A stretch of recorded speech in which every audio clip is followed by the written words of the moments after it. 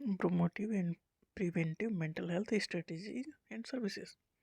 मतलब mental health को आप कैसे प्रमोट कर सकते हो, कैसे अच्छा कर सकते हो, ये है mental hygiene and mental health के अंदर।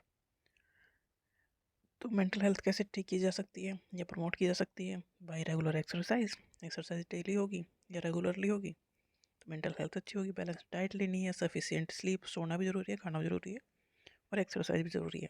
किसके लिए? मेंटल वेलबींग के लिए, ठीक ठाक दिमाग रखने के लिए। It facilitate community building activities to foster social connection. देखो, अगर सोशल कनेक्शन रहेंगे तो आप मेंटली फिट ठीक ठाक रहोगे, मतलब डिप्रेशन में नहीं जाओगे। तो इससे क्या कम होता है? Reducing feeling of isolation. अकेले अकेले अलग अलग रहने की फीलिंग नहीं आएगी अगर सोशल कनेक्शन रहेंगे।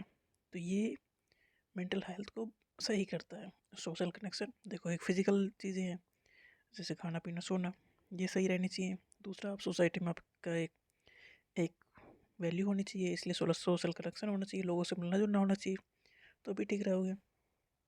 Management of stress by relaxation and exercise and time management. सबसे बड़ी जो दिक्कत है मेंटल हेल्थ के लिए वो है स्ट्रेस। और स्ट्रेस की वजह होती है कि कोई भी चीज़ हमारी उस तरह से नहीं जा रही जिस तरह से हम चाहते हैं, तो हमें मैनेजमेंट करना है, टाइम मैनेजमेंट करना है कि उस तरह से चीज़ें हो सके। या रिलैक्सेशन एक्सरसाइज कर रहे हैं, करनी है, जो भी हमने टारगेट लिए हैं, बनाए हैं, वो हमें ज़्यादा स्ट्रेस ना दें और वो पूरे हो सकें। इससे भी मेंटल हेल्थ ठीक रहेगी। Promote mental health literacy to increase awareness. देखो, अवेयरनेस होनी बहुत ज़रूरी है। अगर अब तो अवेयरनेस इतनी थोड़ी बढ़ गई है कि हाँ मेंटल हेल्थ भी एक चीज़ है। तो मेंटल हेल्थ की जो लिटरेसी है कि हाँ हम स्ट्रेस्ड हैं या सैड हैं ज़्यादा लंबे टाइम के लिए, तो हमें प्रिकॉशन लेनी पड़ेंगी। तो ये सब चीज़ें अवेयरनेस के थ्रू ही आएंगी। अवेयरनेस आएगी तो मेंटल हेल्थ के ऊपर फोकस जाएगा, जिससे कि वो ठीक रहेगी सिचुएशन। तो मेंटल हेल्थ को प्रमोट करने के लिए हमें एक्सरसाइज भी करनी है, डाइट भी ठीक रखनी है, स्लीप पैटर्न भी ठीक रखना है, सोशल कनेक्शन भी बनाना है, क्योंकि आइसोलेशन में नहीं चले जाना है। स्ट्रेस को कम करने की टेक्निक भी यूज़ करनी है और मेंटल हेल्थ के लिए अवेयर भी रहना है। ये कुछ टेक्निक है मेंटल हेल्थ को प्रमोट करने के लिए। नेक्स्ट है प्रिवेंटिव। इसमें क्या रखना है, कैसे बचाओगे?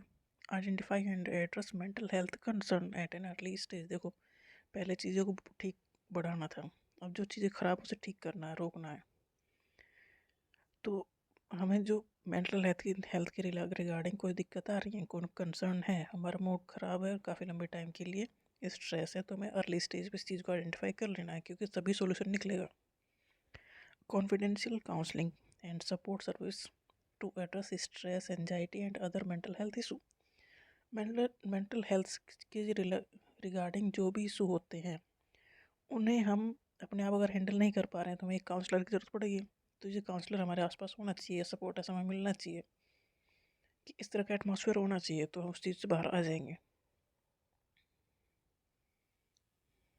Encourage routine mental health checkup to identify and address concern before the person. देखो, अगर हमें पता लग गया कि हमें कोई तो दिक्कत हो रही है तो हम एक चेकअप के लिए जाना चाहिए, कि चीज़ें ख़राब हों उससे पहले उसको ठीक करवाने में करनी चाहिए कोशिश।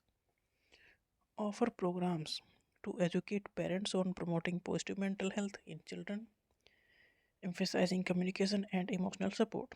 देखो, बच्चों में अगर ये इशू आ रहे हैं तो हमें इसमें जो पेरेंट्स हैं उनकी भी काउंसलिंग करनी पड़ेगी।